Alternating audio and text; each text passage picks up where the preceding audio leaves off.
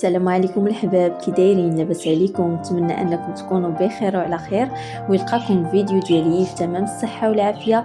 مرحبا بكم في فيديو جديد على قناه مطبخ حسناء. اليوم غادي نشارك معكم واحد لاله مولاتي الكيكه بالشكلاط والموز، يعني البنان، تتجي اكثر من رائعه. راه ما غاديش تعرفوني علاش تنهضر حتى تجربوها، ضروري تجربوها.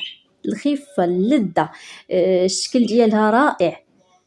المهم ما غاديش نطول عليكم، كيف العاده الا عجبكم الفيديو ديروا لايك وبارطاجيوه مع الاهل والاصدقاء باش تعم الفائده، وما تنسوش الاشتراك في القناه باش دائما توصلوا بالجديد.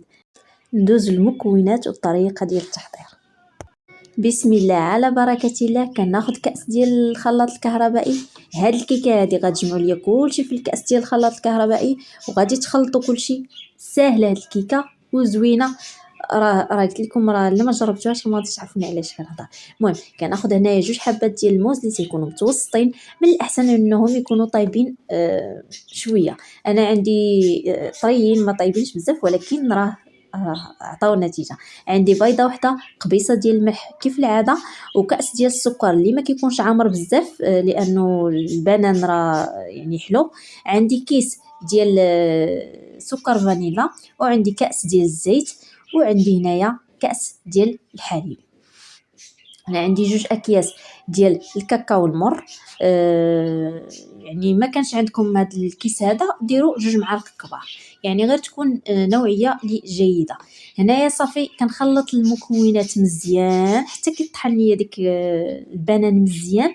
صافي كنديرو في واحد الاناء باش نضيف عليه الدقيق. هنا بالنسبه للدقيق غادي نضيف الكاس الاول، ومن بعد غادي نضيف الكاس الثاني، وغادي نضيف 2 اكياس ديال خميره الحلويات. بالنسبه للكاس راه عامر. المهم كيف العاده في صندوق الوصف غادي تلقاو المكونات بالغرامات بالمليلتر عفوا، وبالكاس العنبه. صافي هنايا كنخلط هاد المكونات كامله كيف ما كتشوفوا.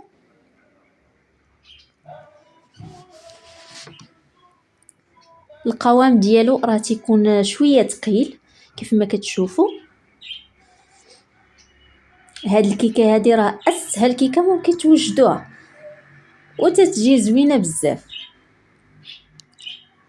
صافي هنايا خديت هاد المول هذا، ديروا اي مول عندكم، يعني داير كيف ما بغيتو، مربع. انا درت هذا وفرشت فيه هاد ورق ديال الطبخ. لان هاد ورق ديال الطبخ صراحه كتحافظ لينا على المول، كتحافظ لينا على الصفيحه ديال الفرن كلشي. هنايا بالنسبه للفران كيكون مشاعل، في هذه المرحله هذه كيكون مشاعل الفران على 180 درجه باش يسخن ليا واحد شويه. هنايا كنزين من الفوق بلوز ايفيلي وحبيبات ديال الشوكولاته، لي بيبيت شوكولا. تقدروا تزينوا حتى بالموز هكا، قطعوه هكا دواور اولا كيف ما بغيتو، وتندخل الكيكه ديالي على 180 درجه غير من التحت. هنايا من بعد ما يتنفخ لينا الكيك وكيطيب لينا، المهم واحد 50 دقيقه خدا معايا على ما اظن. صراحه كنسى باش نرد البال يعني شحال خدا ليا ديال الدقائق. ولكن انا عندي حاجه وحده، انايا كنشم الريحه ديال الكيكه كنعرفها طابت. المهم كيتحمر لينا داك اللوز من الفوق وصافي تنخرجها كيف ما كتشوفوا. دائما كنقلبوها بواحد الموس اولا بواحد الكيردون، الا خرج نقي فرا الكيكه طابت. هنايا كيف ما وريتكم المول راه نقي، ما محتاج انه يتغسل، ما محتاج شي حاجه. هادشي عشان عزيز عليا نفرش ورق ديال الطبخ. المهم الكيكه هنايا انا نحيدها في هذا الورق ديال الطبخ كيف ما كتشوفوا. غادي نديرها في الطبق ديال التقديم، وغادي ندير عليها واحد الصوص ديال الشوكولاته اللي تيجي زوين رائع واقتصادي. المكونات ديالو بساط، يعني ما فيش شي حاجه اللي صعيبه.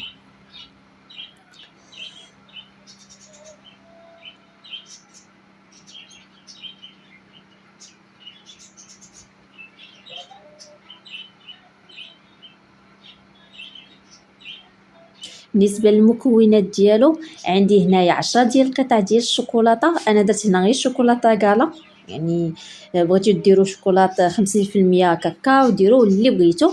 وعندي ديك ديسير شوكولا صغيور اللي ديال درهم، كان بدرهم دابا مابقاش بدرهم ولا ديروا النصف ديال الاخر الكبير. وعندي واحد المعلقه هكا صغيره عامره بالشكلاط ديال الدهن اللي باش كندهنوا الخبز. صافي كنخلط ديك المكونات مزيان، كنبقى نخلط حتى كنحصل على هذا القوام هذا كيف ما كتشوفوا. صافي وكنزين من الفوق، وهذا هو الشكل النهائي ديال الكيكه ديالنا. تتجي زوينه رائعه، تقدروا تزينوا حتى بالكراميل حتى هو الا كان عندكم. نتمنى ان الفيديو ديال اليوم يكون نال الاعجاب ديالكم. اي تساؤل مرحبا والف مرحبا. كاين شي تساؤل سولوني في الكومونتيرات غادي نجاوب كلشي، ما كاين حتى شي مشكل، مرحبا. المهم ما تنسونيش من اللايكات ديالكم والتشجيعات ديالكم في التعاليق والاشتراك في القناة باش دائما توصلوا بالجديد. الى اللقاء، الى فيديو جديد ان شاء الله.